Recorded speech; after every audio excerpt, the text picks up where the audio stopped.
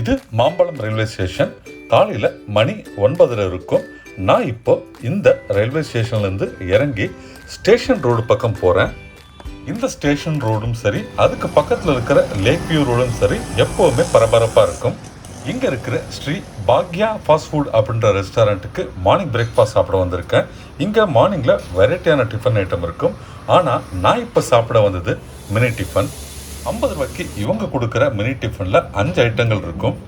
கவுண்டரில் பணம் பே பண்ணி பில்லு வாங்கிக்கிட்டு ஒரு டேபிளில் உட்காந்த ஒரு பிளேட்டில் 4 விதமான டிஃபன் ஐட்டங்களும் அப்புறம் சாம்பாரும் கொண்டாந்து வச்சாங்க. தோசை ஃப்ரெஷ்ஷாகவே போட்டு தருவாங்க. இவங்க கொடுக்கறது மசாலா தோசை. சுட சுட தோசையை இதோ கொண்டாந்து கொடுத்துட்டாங்க. தொட்டுக்கு 2 வகையான சட்னியும் சாம்பாரும் கொடுக்குறாங்க. 2 இட்லி, 1 மசாலா தோசை, 1 வடை, கேசரி, பொங்கல்ன்ட்டு மொத்தம் 5 ஐட்டம் தராங்க.